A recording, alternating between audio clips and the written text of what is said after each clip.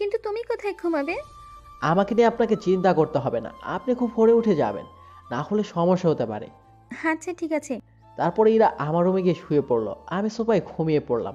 ফজরে আজানে আমার ঘুম ভাঙলো, আমি ঘুম থেকে উঠে আমার রুমে এসে ইরাকে ডাক দিলাম। প্রথমবার ডাকে ইরা উঠে পড়লো।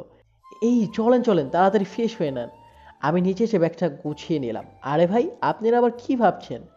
আসলে আমরা বিয়ে করার জন্য পালিয়ে যাচ্ছি না, কলেজে যাওয়ার জন্য ব্যাগ গুছিয়েছি। তারপরে ইরা আসলো, আমি তাকে নিয়ে বাসায় চলে আসলাম। রাস্তা দিয়ে হাঁটতেছি, ইরা আমার হাতটা ধরতে চাচ্ছে, কিন্তু আমার হাতটা আমি পকেটে ঢুকিয়ে রেখেছি। এই দাঁড়াও। বলো। হাত পকেট থেকে বের করো। কেন হাত বের করবো কেন? আমার ঠান্ডা লাগতেছে। কালকে তোমার জন্য বৃষ্টিতে ভিজতে হয়েছে। আর এখন যদি কিছু হয়ে যায় তাহলে কিন্তু পুলিশ তোমাকে ধরবে। তাতে তো সমস্যা নেই, আজও তো দেখা হবে, তাই না? ও মা, তাই নাকি? তাহলে তো তোমাকে খুব তাড়াতাড়ি হাজতে ঢোকাতে হয়। তাই তো ভালো হবে। বেশি কথা বলে তুমি। হাত দাও আমার দিকে। কি ব্যাপার, আপনি রেগে যাচ্ছেন কেন? এখনো হাত দাও নাই? ইরা আমার হাতটা পকেট থেকে বের করে তার হাত আমার হাতের ভিতরে ঢুকিয়ে আঙ্গুল দিয়ে পেঁচিয়ে ধরলো। এই আপনি কি করছেন? আমি আঙ্গুলে ব্যথা পাচ্ছি তো। চুপ, একটা কথাও না। এখন ফিলিংস অনুভব করে আমার সাথে সাথে হাঁটো। আমি কি আপনার বিএফ নাকি যে আপনার সাথে ফিলিংস অনুভব করব? আবার কথা বলতিস তো? এইবার যদি কথা বলো তাহলে ঘুষি মেরে নাক ফাটিয়ে দিব।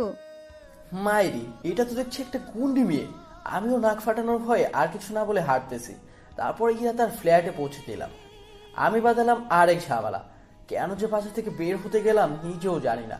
যাই হোক, এখন রানার কাছে যাই, তার কাছে তো কোনো সলিউশন পাবো। যেই ভাবা সেই কাজ, চলে আসলাম রানার কাছে। এ মামা, এত সাত সকালে কোথায় যাচ্ছিস? ব্যাগ নিয়ে বলতো। শালা, এটা কিসের ব্যাগ? কেন কলেজ ব্যাগ?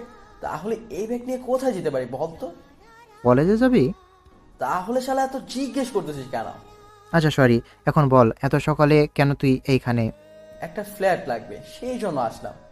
ওই, এটা আবার কেমন ফান বলতো? ফান না মামা, আমি সিরিয়াস। তুই শিওর? আমি শিওর। তাহলে উপরে চলে আয়, আমাদের একটা রুম খালি আছে। তারপরে রানার সাথে চলে আসলাম, বাসাটা দুজনে পরিষ্কার করলাম। আজকে আর কলেজ যায়নি। পরের দিন আবু বাসায় এসে আমাকে পেল না, তাই আম্মুকে জিজ্ঞেস করলো। রাসেল কোথায়? রাসেলকে বাসা থেকে বের করে দিয়েছি। মানে? তারপরে আম্মু আব্বুকে সব কাহিনীগুলো বলল। আব্বু বলল, না, আমার ছেলে এই রকম কাজ করতে পারে না। তোমাদের কোথাও ভুল হয়েছে। এখন কোথায় রাসেল? আমি জানি না, কালকে খুব ভোরে বাসা থেকে বের হয়ে গেছে। আব্বু আমাকে খোঁজার জন্য বের হয়ে পড়লো। ওইদিকে আমি কলেজ থেকে ফিরতেছি, এমন সময় আব্বুকে দেখলাম। আমি আব্বুর দিকে যাচ্ছি, হঠাৎ মনে হলো আমি তো একটা খারাপ ছেলে, তাহলে আবার কেন তাদের সঙ্গে কথা বলতে যাচ্ছি। আমি নিজেকে কোনো রকম কন্ট্রোল করলাম। তারপরে নিজেকে গাড়ির পেছনে আড়াল করে আসতেছি। এমন সময় পিছন থেকে কে যেন আমার শার্টের কলারটা ধরলো। আমি তো ভয় পেয়ে গেলাম। আস্তে আস্তে মুখটা ঘোরাতে আমার গেলে ঠাস ঠাস করে দুইটা চড় বসিয়ে দিল। আপু নিজের জায়গায় স্থির হয়ে দাঁড়িয়ে গেছে। আমার সাথে কি হয়েছে তা বোঝার জন্য আর একটু সামনে আসলো। আমি মনে করেছি আবু থাপ্পড়গুলো আমাকে দিয়েছে, কিন্তু আমার ভাবনা ভুল ছিল। ওই, আমাকে দেখে এইভাবে পালিয়ে যাচ্ছিস কেন? কালকে আমার ফোন ধরিস নাই কেন?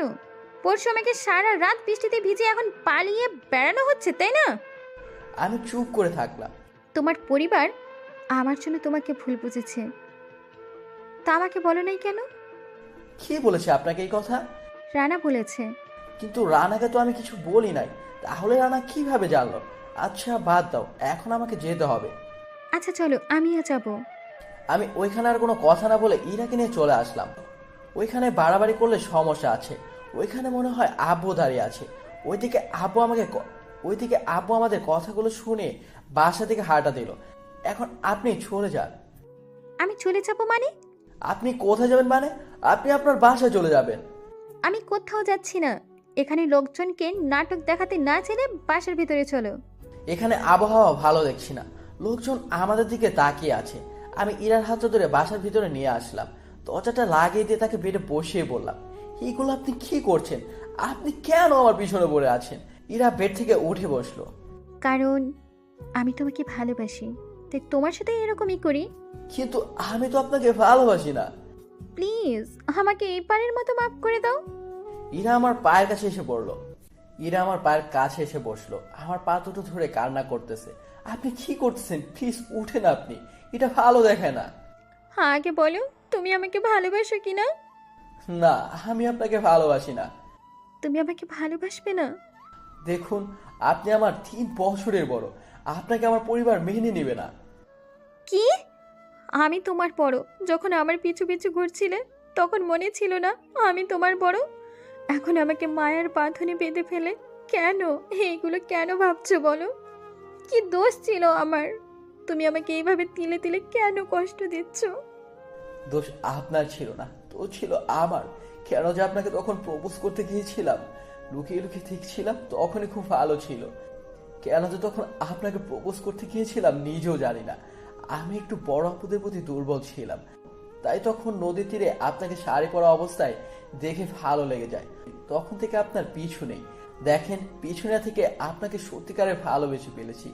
রাত পহলে আপনাকে নিয়ে অনেক স্বপ্ন বুনতাম, সে আপনার স্বপ্নগুলো তখন চুরমার হয়ে গেছে। সেদিন আপনাকে প্রপোজ করেছি, আপনি প্রপোজাল রিজেক্ট করে দিয়েছেন। সেই দিনের পর থেকে আপনাকে ভোলার অনেক চেষ্টা করে যাচ্ছি, কিন্তু আপনাকে ভুলতে পারি নাই। প্রতিটা রাতে কষ্ট পাই। কেন যে আপনাকে ভালোবাসতে গেলাম নিজেও জানি না। আসলে আমাদের পৃথিবীটা বড়ই অদ্ভুত। পৃথিবী বললে ভুল হবে, পৃথিবীর মানুষগুলো অদ্ভুত। কাউকে আপন করতে চাইলে সে দূরে ঠেলে দেয়। নিজে আপন বোনও আমাকে চিনতে পারে নাই, সেখানে আপনি কিভাবে আমাকে বিশ্বাস করবেন? আপনার কাছে আমি হাত জোড় করে বলছি, আপনি প্লিজ আমার জীবন থেকে চলে যান। কারণ আমার জীবনটা একটা মরুভূমি হয়ে গেছে। এখানে এখন কোনো ভালোবাসা বা কারোর জন্য মায়া নেই। তাই বলছি, আপনি আপনার জীবনটাকে সুন্দরভাবে সাজান। মাটির দিকে তাকিয়ে একদমই কথাগুলো বললাম। আমি আমার জীবন সাজাতে হলে তোমার সাথে সাজাবো। আমি জানি এখনো তুমি আমাকে ভালোবাসো। যদি তুমি আমাকে ভালো না বাসো তাহলে আমার চোখের দিকে তাকিয়ে বলো তুমি আমাকে ভালোবাসো না। তাহলে আমি আর তোমাকে জ্বালাতন করব না, দূর থেকে তোমাকে ভালোবেসে যাব। আমি কিছু না বলে চেয়ারটা নিয়ে বসে পড়লাম। ইরা এখন আমার পায়ের কাছে বসে আছে। আমার খুব ইচ্ছে করছে ইরাকে উঠিয়ে নিয়ে বুকে জড়িয়ে ধরে বলি, আমি তোমাকে আমার জীবনের থেকেও বেশি ভালোবাসি ইরাবতী। কিন্তু কি একটা যেন আমাকে আটকিয়ে দিচ্ছে। আমার চোখ দিয়ে পানি ঝরছে, কিন্তু আমার চোখের পানি ইরাকে দেখতে দিলাম না। আমি পানি আড়াল করে মুছে ফেললাম। কিছুক্ষণ পরে ইরা বলে উঠলো, সকাল থেকে তো কিছু খাও নাই, এই নাও। ইরা তার ব্যাগ থেকে একটা টিফিন বক্স বের করে আমাকে দিল। কি আছে এটাতে? নুডলস আর কিছু সন্দেশ।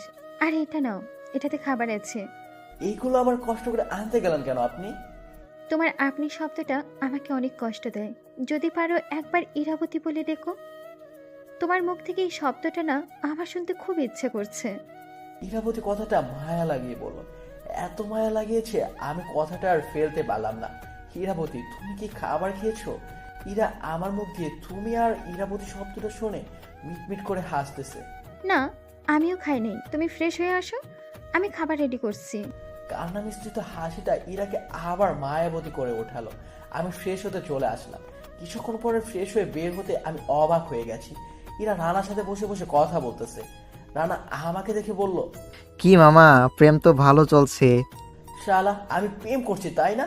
নিজে করে এখন আমাকে বলছিস আমি প্রেম করছি তাই না? আচ্ছা, তোরা না তোর নানুর বাসায় গিয়েছিলি? গিয়েছি, আমি চলে আসছি। আচ্ছা ইরা, তুমি ফ্রেশ হয়ে আসো। তোমরা বসো, আমি আসতেছি। বলে ইরা ফ্রেশ হতে চলে গেল। হয় শালা, তুই ইরাকে কি বলেছিস? আমি আবার কি বলেছি? আমাকে নাকি ইরার জন্য বাসা থেকে বের করে দিয়েছে। তাই তো করেছে। তোকে এই কথা কে বলতে বলেছে? দেখ ইরা কত কষ্ট করে খাওয়া বানাতে গেছে। ওয়াও, এইগুলো ভাবিয়ে এনেছে। মামা তাড়াতাড়ি বস, আমার মুখে না পানি চলে আসলো। এই হাত দিস না, আগে ইরা আসো। শালা, এখন তো দেখছি ইরার ভক্ত হয়ে গেছিস। হতে তো হবেই, হাজার হলো তোর ভাবি না।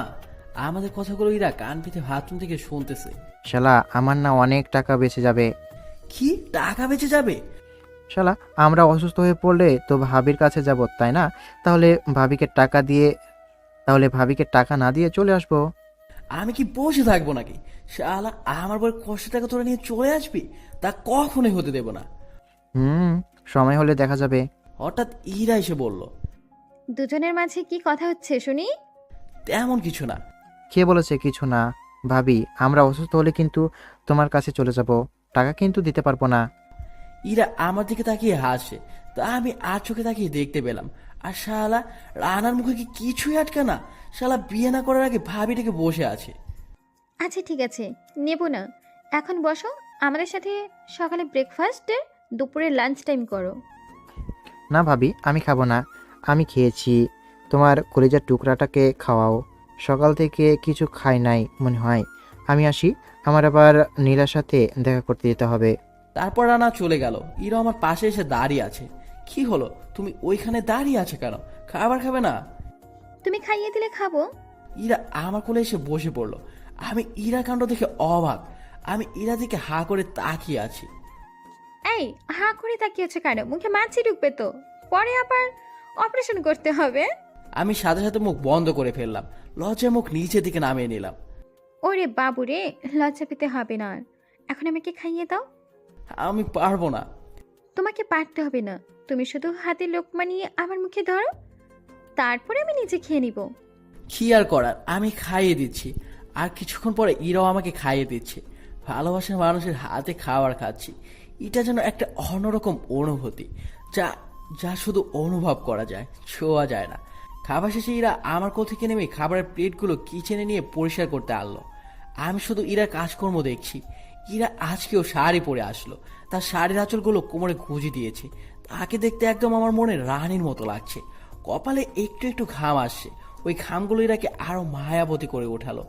আমি তো আবার মেয়েটার প্রেমে পড়ে গেলাম। জানি না মেয়েটা কখন আমার ঘরে বসে যে আসবে। আমার তো আর অপেক্ষা সইছে না। ইরা হাত দিয়ে ঘামগুলো মুছছে, ফলে তার চুলগুলো মুখে চলে আসছে। মেয়েটা কি আমাকে পাগল করে ফেলবে নাকি? এই যে মশাই, এইভাবে হাঁ করে তাকিয়েছো কেন? আমি আমার বউকে দেখছি বলে মুখে হাত দিয়ে ফেললাম। হায় হায়, এটা আমি কি বলে ফেললাম? ইরা তো লজ্জায় লাল হয়ে গেছে। আমার তো যায় যায় অবস্থা। আমি তাড়াতাড়ি রুম থেকে বের হয়ে ছাদে চলে আসলাম। এটা আমি কি বলে ফেলেছি? আমি এখন ইরার সামনে যাবো কি করে? কেন যে তখন ওইভাবে তাকিয়েছিলাম? মেয়েটা আমার কাছে এইভাবে থাকলে আমি নিজেকে কন্ট্রোল করতে পারবো না। মেয়েটাকে কতখানি ভালোবাসি আমি নিজেও জানি না।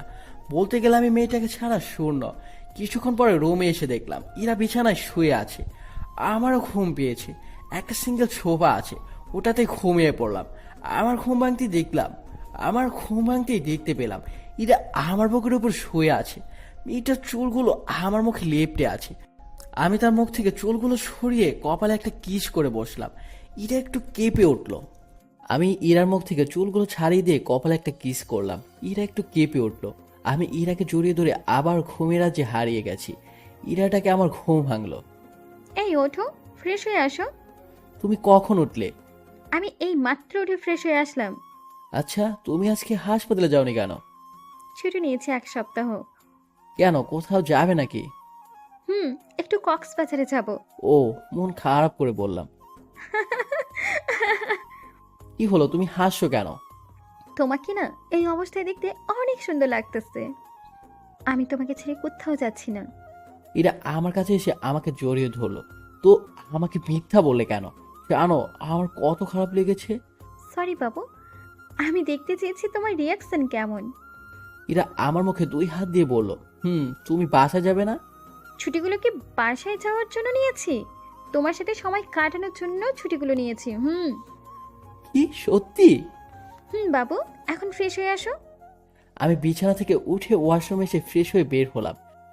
ইরাকে দেখা যাচ্ছে না। কিচেনে গিয়েও দেখলাম ও ওইখানেও ইরা নেই। আমি রুম থেকে বের হয়ে ছাদের দিকে হাঁটা দিলাম। ছাদে এসে দেখতে পেলাম ইরা ছাদের এক প্রান্তে দাঁড়িয়ে আছে। আমি গিয়ে ইরাকে পেছন থেকে জড়িয়ে ধরলাম। ইরা চমকে উঠল। ইরা আমার দিকে ফিরে বলল, তুমি? আমি তো ভয় পেয়ে গেছি। আচ্ছা তোমার কি হয়েছে বলো তো? এখন না দেখছি আমার সাথে দুষ্টুমি করছো না। হঠাৎ মন খারাপ হওয়ার কারণটা কি? ধ্যান, কিছু না তো, এমনি ছাদে আসলাম। সমস্যা নেই না বললে। ধ্যান, তুমিও না।